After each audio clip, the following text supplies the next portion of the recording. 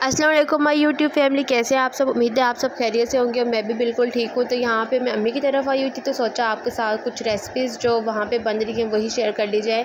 तो यहाँ पे जो है वो आज चिकन पुलाव बन रहा था, और चिकन पुलाव बनाने के लिए सबसे पहले जो है वो हमने 2 प्याज ली थी, उनको बारीक बारीक काट लिया था स्लाइस में, और उसको थोड़ा सा हमने ब्राउन होने दिया था। जितना आपको प्याज़ों का आपका कलर होगा उतना ही आपका चावलों का कलर आएगा। तो यहाँ पे साबुत गरम मसाला भी मैंने ऐड कर लिया था। जैसे वो थोड़ा सा ब्राउन हुए, कलर ब्राउन हुआ, उसके बाद मैंने इसमें जो है वो चिकन ऐड कर दिया था। चिकन जैसे ही अपना कलर चेंज करेगा, वाइट हो जाएगा, तो यहाँ पे टमाटर भी ऐड कर दिए। साथ ही यहाँ पे थोड़ा सा दही पड़ा था, उसमें 2 चम्मच बिरयानी मसाले के डाल दिए। कोई सा भी आप बिरयानी मसाला ले लें, वो डाल दिया, और साथ ही हरी मिर्चें भी काट के डाल दी थी। तो बस आपने ये सारी चीज़ें इस पॉइंट पे ऐड कर देनी है। यहाँ पे सुरख मिर्च हमने ऐड नहीं की थी, क्योंकि बच्चे जो है उन्होंने भी खाना था, इस वजह से सुरख मिर्च हमने ऐड नहीं की। यहाँ पे हमने नमक ऐड कर दिया, सूखा धनिया जो है वो ऐड कर दिया, और साथ ही हल्दी भी ऐड कर दी थी। बस ये तमाम मसालों, साथ थोड़ा सा गरम मसाला और भी ऐड किया था, क्योंकि पहले भी हमने ऐड किया था, और अब फिर हमने जो है वो गरम मसाला ऐड कर दिया।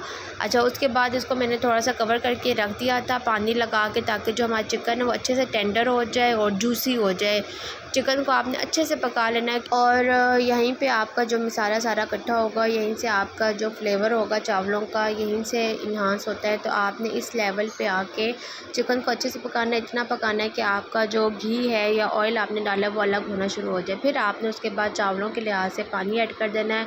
हमारे 2 कटोरे चावलों के थे, लेकिन हमने उसमें जो है वो तकरीबन 4.5 कप पानी के डाले थे, क्योंकि हमने चावलों को ज़्यादा देर भिगो दिया था, और चावल था भी दूसरे वाला, उसको ज़्यादा टाइम नहीं चाहिए था पकने के लिए, तो हमने उसके लिहाज से जो है पानी ऐड कर दिया। यहाँ हम अपने चावल ऐड कर दिए हैं। जैसे ही आपका पानी को बॉयल आता है, तब आपने जो है वो चावल ऐड करने होते हैं। यहाँ पे हमने चावल ऐड कर दिए थे, और बस इसको तेज़ आंच पे आपने पकने देना है, और देख लेना है कि कितने आपके चावल कच्चे हैं। अगर ज़्यादा कच्चे होंगे तो आपने उसको हल्के हल्के पानी में दम दे देना है। अगर आपको लग रहा है कि चावल ज़्यादा कच्चा नहीं है, ये पॉइंट होता है, यहाँ पे भी आप चेक कर सकते हैं कि चावलों को कितना दम चाहिए होगा और कितना नहीं।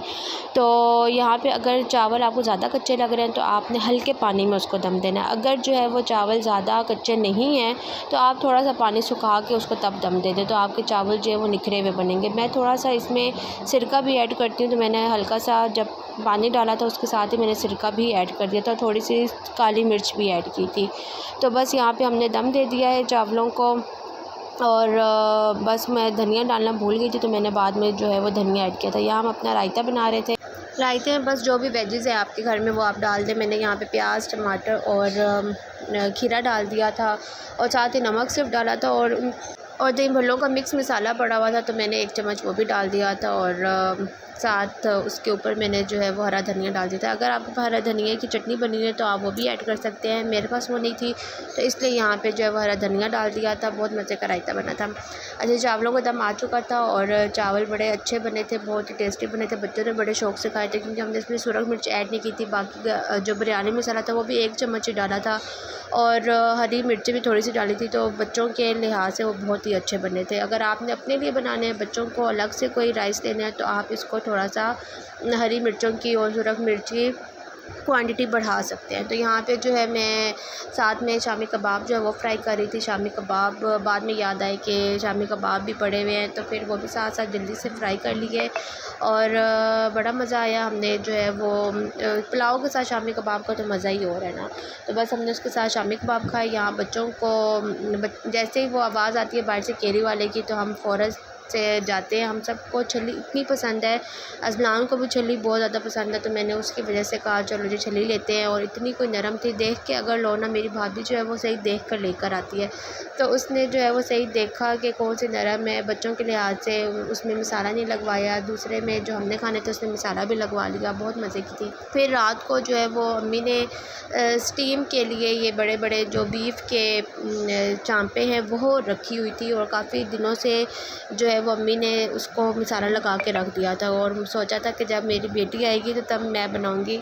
तो बस जब मैं गई तो तब अम्मी ने फ्रीज़र से निकाली और हमने फ्राई की, भाभी ने फ्राई की और उसी ने जो है उसको स्टीम भी दिया।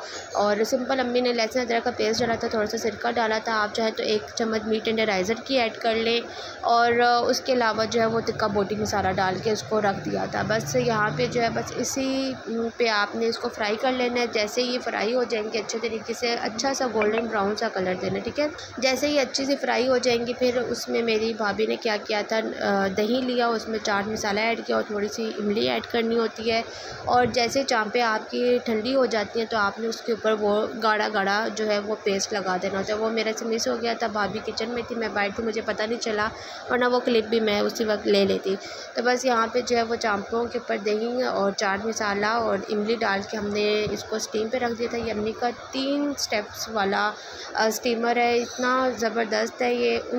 उनकी फ़ैमिली के लिए तो बहुत अच्छा है, उनकी 5-6 बंदों की फ़ैमिली है तो अच्छा खासा इसमें आ जाता है, वरना आम फैमिली हो तो 2 जो स्टेप वाला स्टीमर होता है वो भी एनफ रहता है। तो यहाँ पे जो है वो नीचे वाली लेयर में भी एक था, दूसरी लेयर में भी पीस रख दिए, तीसरी लेयर में भी पीस रख दिए और तकरीबन 3 से 4 घंटे, अगर आपका बीफ का है तो आपने 4 घंटे या 3.5 घंटे आपने उसको मस्ट टाइम देना है। तो आपका बहुत टेंडर मीट होगा। और ये भी बहुत, हमने 3 घंटे इसको दिया था क्योंकि बाद में फिर गैस चली जानी थी, लेकिन ये भी बहुत ही टेंडर था। अगर आप इससे ज़्यादा भी देंगे तो कोई हर्ज नहीं है। अगर आपने मीट टेंडराइज़र लगाया हुआ तो 3 घंटे एनफ है। अगर आपने मीट टेंडराइज़र नहीं लगाया हुआ तो फिर आप इसको 4 घंटे मस्ट स्टीम पे दें।